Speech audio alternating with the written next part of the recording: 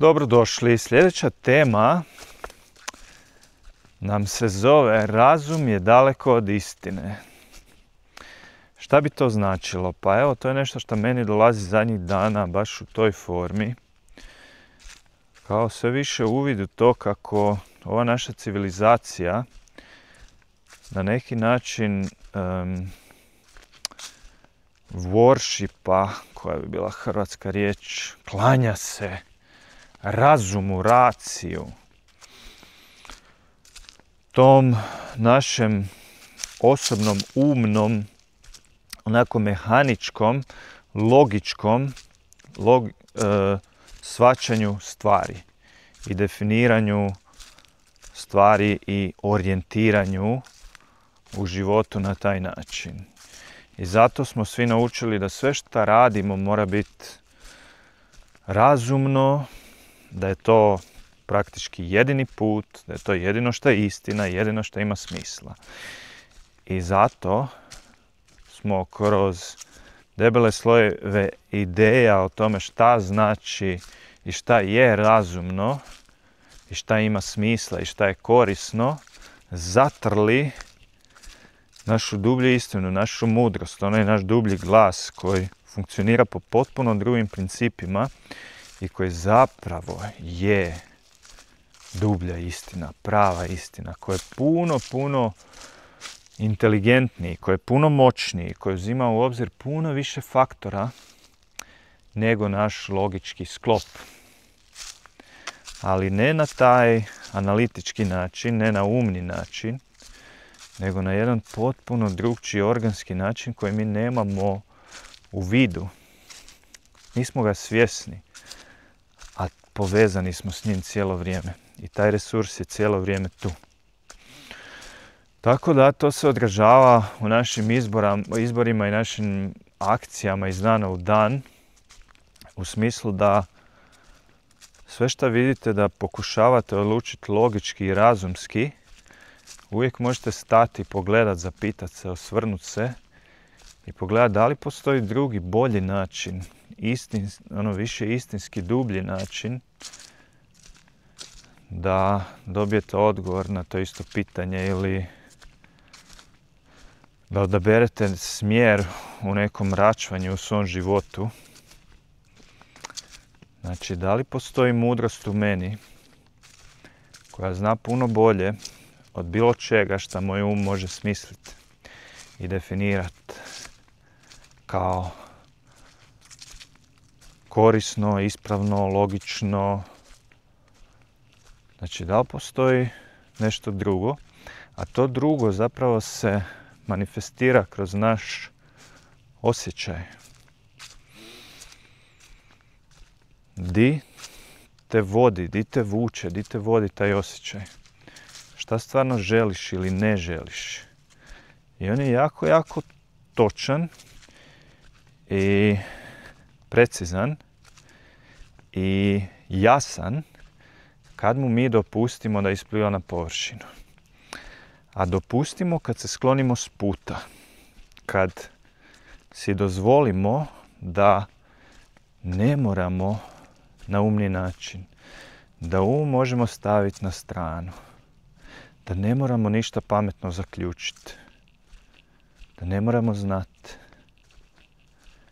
Da ne moramo naći najkorisniju verziju. Da ne moramo robovati nekakvim brojkama, ciframa, pravilima, okvirima. Više je bolje i puno drugih. Nego da jednostavno si dopustimo da organski tečemo kroz svoj dan i kroz svoj život i dozvoljavamo da dolazi to što dolazi. I da mi biramo ono što mi hoćemo istinski. I na taj način izlazite iz strukture, iz šeme, iz matriksa, iz tog umnog zatvora, iz tih okvira i otkrivate da je puno drugih stvari moguće za vas nego što ste mislili da je. I da vas život podržava kad živite na taj način. Kad slušate mudrost. Otkrićete nevjerojatnu podršku inteligencije života na svakom koraku. I čim vi više pustite umni način i potrebu i moranje i ideju da morate zadovoljiti neke okvire da bi stvari funkcionirale i da bi imali to što želite, to sve se raspada. I otkrivate da čim više to pustite, da tim više osjećate da taj organski flow puno moćniji i omogućava vam veće i šire stvari, mogućnosti, nego umni način. I da ništa neće biti izgubljeno, ništa se neće raspast, zapravo raspast će se stvari koje se trebaju raspast, koje nisu bile istinite, ali vaš život se neće raspast i način funkcioniranja se neće raspast, nego će postati još efektniji, još skladniji. I vi ćete imati još puno više volje i želje za djelovanjem, za kreiranjem, za služenjem, kroz šta na kraju krajeva u nekako smislu vaše misije i vašeg posla dolazite do izražaja. Znači neće se desiti to da ako stvarno slušate šta hoćete, ćete po cijeli dan gledat serije i jest čips na kauču, nego će dolaziti inspiracije za one stvari koje stvarno rezoniraju s vašim bićem i u skladu s kojima se osjećate još više živo. A to je između ostalog kreacija, izražavanje.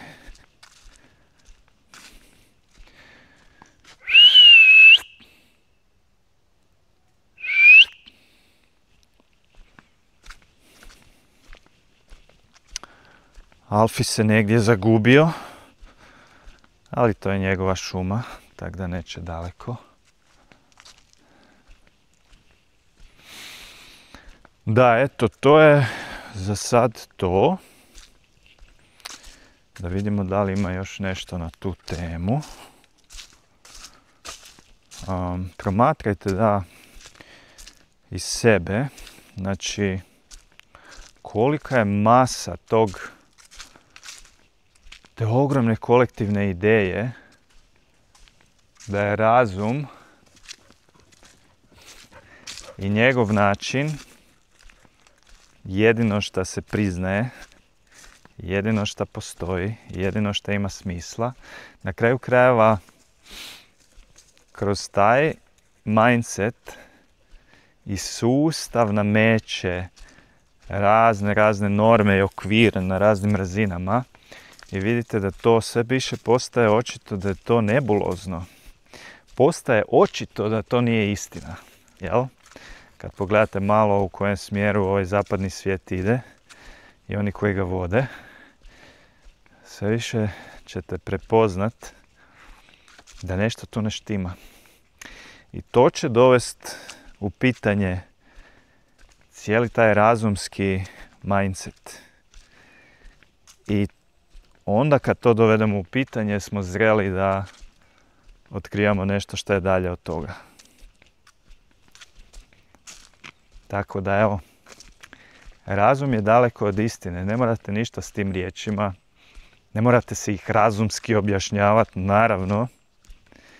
Samo pustite da odzvanjaju i da sami otkrijete da li je stvarno tako i ako je razum daleko od istine, šta je onda istina, šta je onda bliskije istini. Šta je to? A to se ne može opisati, ne može se definirati, samo se može osjetiti u srcu. Čim ste bliže tome, bit će vam jasnije. A ovo razumijevanje koje ja s vama dijelim, vas vodi upravo tamo. Da to prepoznate u svom srcu i da prestanete imati potrebu za pričama, znanjima, učenjima, ideologijama, filozofijama, da se prestanete zapetljavati u teorije i da stvari postanu jednostavnije umjesto da postaju još kompliciranije. Znači, to nam je poanta. Da život postaje jednostavniji, a istovremeno dublji, ljepši i bogatiji. To je onda to. Čim su stvari više jednostavne, to pokazuje da ste bliže, da je vaša perspektiva bliža istini. Tako da eto, dosta za sad. Vidimo se u sljedećem videu i uživajte.